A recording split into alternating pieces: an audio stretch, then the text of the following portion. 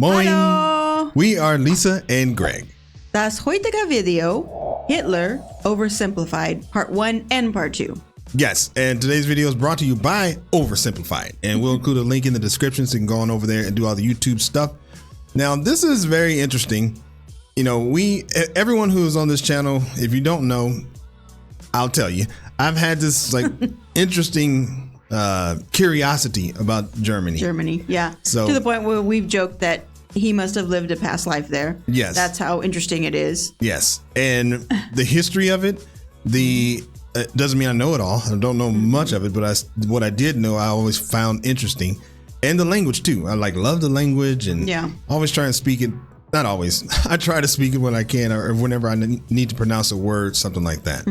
So now that we have this channel, the Germany channel, we wanted to dive in a little more to what happened with World War II and Hitler and all of these things. And, you know, to be honest, we've always been a little bit hesitant to talk about it. Right. Because we know it has a negative connotation. So I did post a comment in the Discord just asking for some direction or suggestions from some people who might know, primarily Germans, but other people may know as well. So, and then we got a response, and the response was from Yashi. He said that for just a general overview, to go to, excuse me, Oversimplified. And he was talking about World War II, but because that's what we specifically asked for. Right. But when I went to that channel, I saw the two videos that were about World War II, but then I also saw the video about Hitler. And to be honest, how much do we really know? I'm asking ourselves, how much do we really know even about Hitler, aside from that he's from Austria? Yeah. You know, how he ended his life. And I mean, I know some things. We know some things. Yeah. But then, like, how did he become this mastermind or, up to this level of manipulation and a whole bunch of other stuff? Right. So, right. Yeah. So we don't honestly know that. And so he recommended that we go to a channel like this that's just a little bit more an overview, yet still fun to understand history. Right. And so we're going to watch both part 1 and 2. Yes.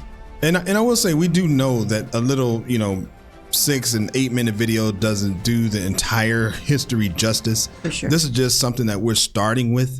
And hopefully you put some recommendations in the comments and we watch other things down the road and we just continue to learn more and more about that time, because personally, I believe it's important to know and not something to sweep under the rug. So yeah, and that's what the whole basis of German education, right? Is that everyone's so enamored with Germany is that you guys did it right, where you learned about your history instead of sweeping it under the rug, like a lot of the times U.S. does. Yeah, that's going on right now. It's a scary thing. Right. All right. Okay, let's go. Let's check it out. Oh, before we do, like the video, subscribe to the channel. That'd be awesome. All right, let's go. Look at this baby. So gentle. So innocent. Wow. You'd think this child would grow up to become a good man. An honest man. Well, think again. Hitler was born Adolphus Hitler in 1889 in a small town in Austria-Hungary. His father, Alois Schicklgruber, was born out of wedlock, but eventually changed his name to that of his stepfather, becoming Alois Hitler. Alois was a mid-level Austrian customs officer, not really rolling in cash, but certainly rolling in women. He married a rich, older lady, but then immediately started having affairs, including one with a much younger house servant. A few years later, he left his sick wife to be with... So already, Hitler was not his biological name. Yeah. Oh. I didn't know that. Well, wait. It was not his biological father's name. Oh, right, It was stepdad's name. Right. So, okay. That's already, didn't know that. News, yes. Okay. His mistress, but since the Catholic Church didn't allow divorce at the time, he couldn't marry her. So he waited for his old wife to die and had a child in the meantime. Then his wife died, so he married his mistress and had another child. But then his new wife got sick, so he employed his much younger cousin Clara to take care of her. Then when his new wife died, he immediately got Clara, his cousin, pregnant, and then married her in that order. You rock star. Clara and Alois had 3 children together who all tragically died while in infancy. So when the 4th child, Adolf, came along, Clara spoiled him rotten. The Hitlers had 2 more kids and the family moved around a few times, meaning Adolf had to attend 5 different elementary schools. Adolf's father was strict, quick to anger, and took most of it out on the eldest son until he had enough and ran away at the age of 14, leaving 7-year-old Adolf to do most of the chores and get berated by his father. The result was a difficult relationship with his dad while he was super attached to his mother, who worried over him and his health excessively. Hitler did well in school at first. His grades were good and his teachers praised him. He was popular with the other kids and enjoyed gathering them together to play war games. He also loved reading and particularly liked stories about cowboys and Indians. As he grew older though, he started to get into trouble.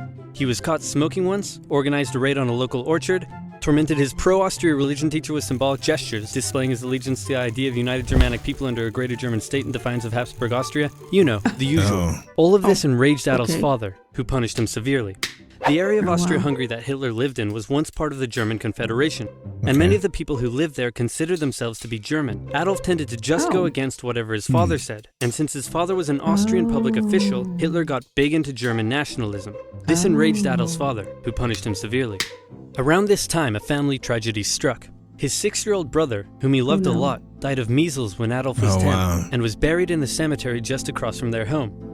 Around this time, neighbors reported a change in the young boy. Strange behaviors such as talking to trees and staying up late staring at the stars from the cemetery walls. He lost interest in religion, and his school grades started to decline, which enraged his father, who punished him severely. It also didn't help that he had just entered high school, and the cool city boys treated him like a rural peasant. He had to repeat a grade and had little interest in most school subjects, instead spending his time reading and drawing, which he was quite good at. One day his father said, "Son, someday you'll be a big balls public official like me." And Adolf replied, "No, father, I'm going to become an artist and soar high above the clouds with the eagles." This enraged his father, but by this time he was an old-ass man, so he just sort of let it go, and then died of a lung hemorrhage. Hitler just about passed his final semester and celebrated in the typical way, by getting blackout drunk and wiping his ass with the certificate. However, he didn't take True story. the overall final school exam, instead just dropping out. The now 16-year-old boy... So I'm guessing that's high school. So he dropped out of high school. Oh my gosh. So his dad died when he was young too. Yeah. And the amount of trauma is a lot. The death of his... the overbearing of his mother is trauma itself. It's death of his younger brother, who was 6 years old when he died. And then all of everything that happened, it sounds like he got bullied and picked on. And so, yeah, that's interesting. Boy was unemployed, without much purpose in life, and for the next 3 years, he stayed that way. He spent most of his time at the opera with his only friend, August Kubizek. Kubizek later wrote his memories of the young Hitler and said he was passionately interested in many things, felt he was in many ways better than others his age, was quick to anger just like his father, and an incredible speaker once he was ranting. When he was 18, he said a very sad goodbye to his mother and went to Vienna to take the entrance exam for art school. He failed. Soon after, he had to return home. This is super interesting. The parallels are very interesting because sounds like he had difficulty with schooling. And I know in the United States right now, we have a president that is not very intellectual, doesn't like to read, not inquisitive, all those things. So it's super interesting. His mother was seen some failures. Bankruptcies, all kinds of stuff. And being spoiled, being a little spoiled brat. Her health was rapidly deteriorating.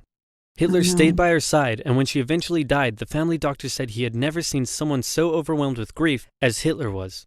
Hitler returned to Vienna, still hoping to find a career in the arts, but he never did. Instead, without parental support, Hitler ended up on the streets. Now in his early 20s, he spent a few rough years living in and out of homeless shelters, making what little... Wow, damn, he was homeless too?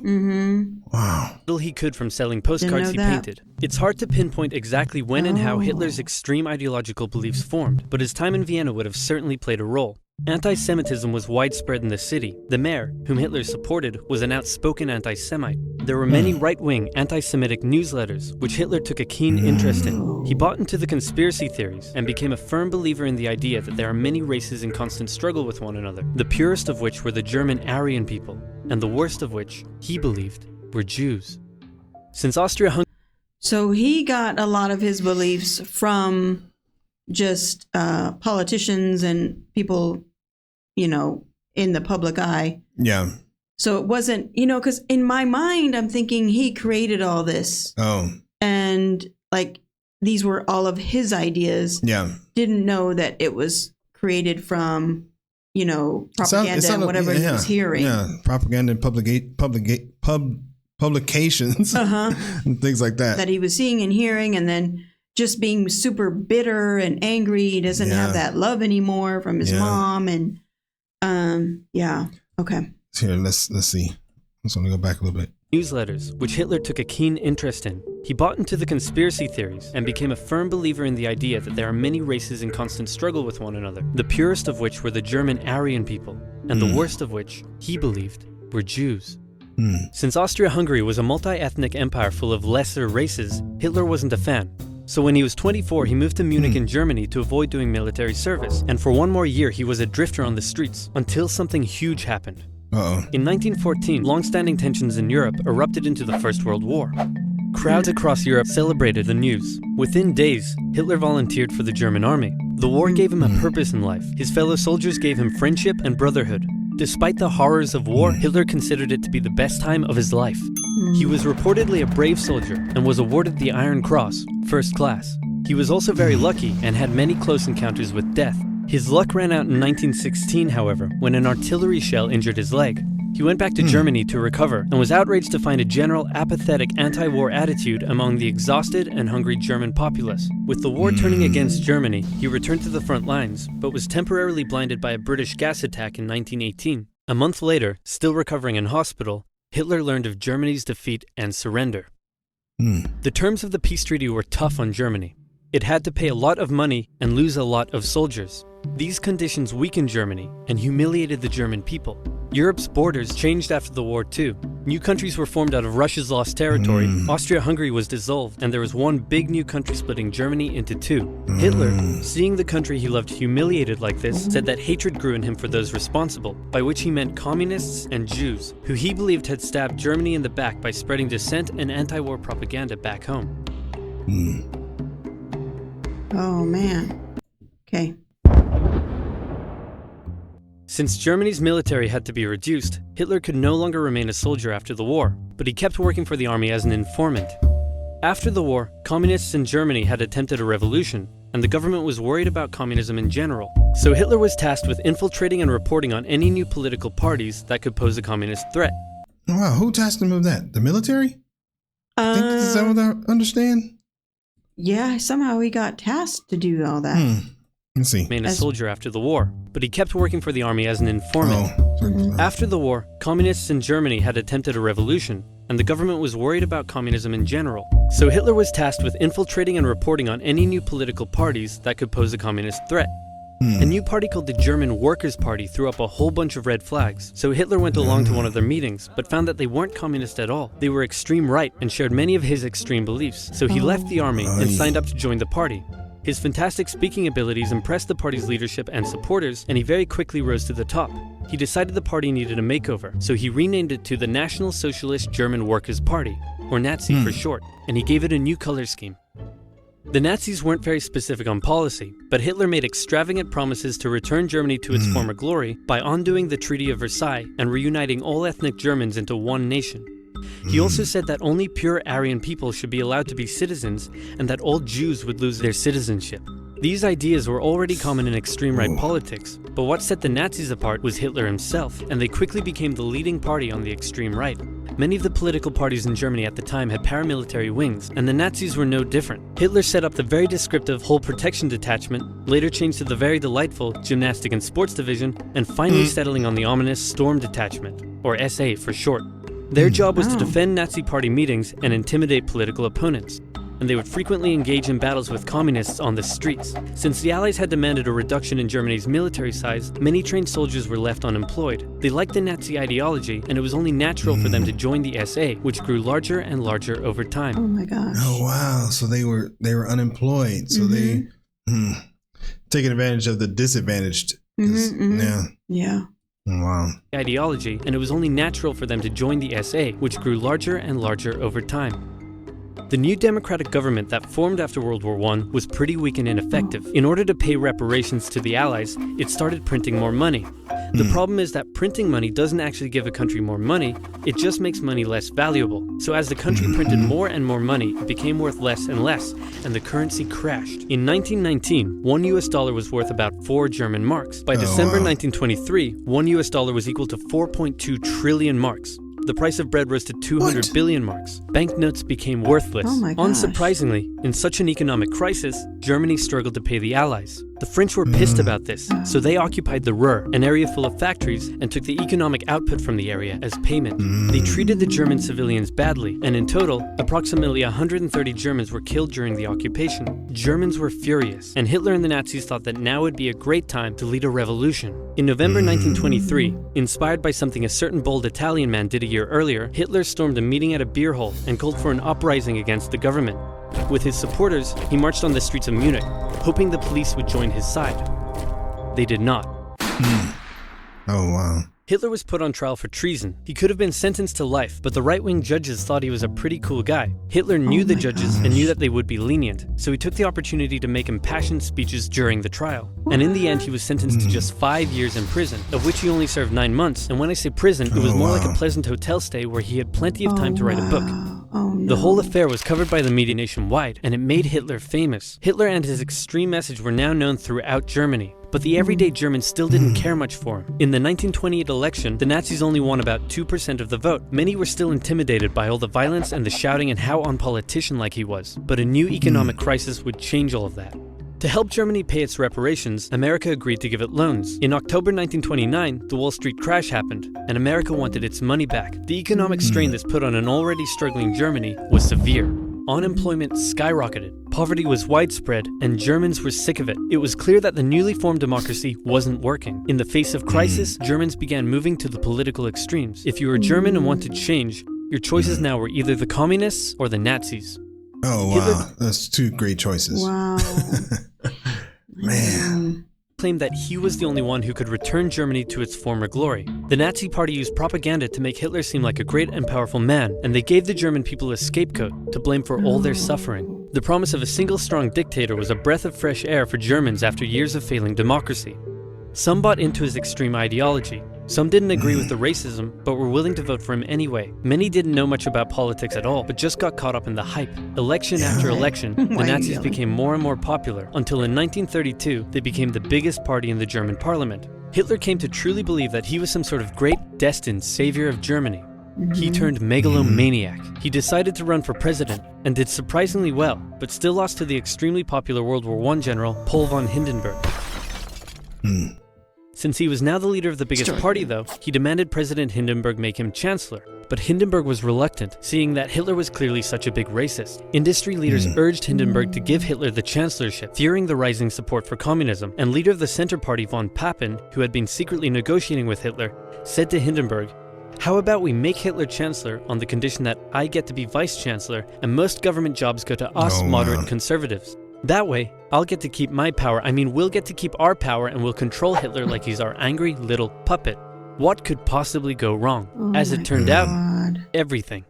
Hitler became Chancellor of Germany in January 1933, but he was not yet a dictator. In February, the German parliament building was set on fire. Historians still aren't sure who did it, and many suspect the Nazis did it themselves, but Hitler blamed the communists, and he convinced President Hindenburg to sign an emergency decree allowing him to imprison all communists and other political opponents. Communists and others were sent off to the first concentration camp in Dachau.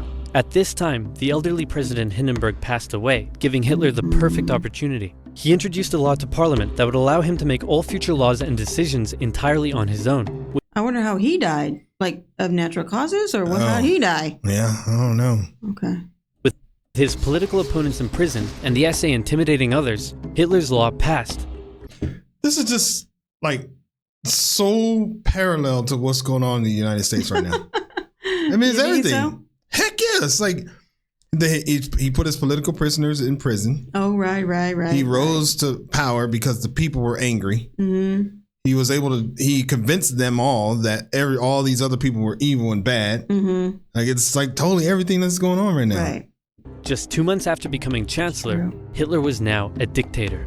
He still had one That's what's happening in the United States. Yeah. Problem. The leader of the SA wanted the SA to take over the job of the regular German army, and the German army didn't like that idea. Hitler needed to maintain the support of his professionally trained German army, more so than his rough and rowdy SA. So one night in June 1934, he had Röhm and many other of his own SA officers rounded up and murdered. While he was at it, he took the opportunity to brutally settle some personal scores as well. Politicians who had disagreed with him in the past, reporters who had printed negative articles about him, one guy who did absolutely nothing, but they thought he was someone else. In some cases, even their families were murdered. In total, up to 200 people were killed in what became known as the Night of the Long Knives. The army, now satisfied that they wouldn't be replaced, pledged total allegiance to their new Führer, and Hitler's control was now absolute. Life in Germany changed violently. Freedom of the press, expression, and public assembly were suspended. Jews were initially branded and their businesses boycotted. And eventually, Hitler would go on to have 6 million Jewish men, women, and children killed in concentration camps. Hundreds of thousands of people were forced into sterilization for physical and mental imperfections. The Hitler Youth became a way to brainwash the young. Boys were trained to fight and returned home from camp violent. Girls were told their purpose was to have many pure Aryan children, and they would sometimes return from camp pregnant. When their parents were understandably horrified, their children would threaten to turn them over to the Gestapo for standing in the way of Germany's greatness. The standard greeting changed, and you could be sent to a concentration camp for not using it. This way, it seemed like everyone was a Nazi supporter. If you dared oppose Hitler or speak out against him in any way, you also would be sent to a concentration camp.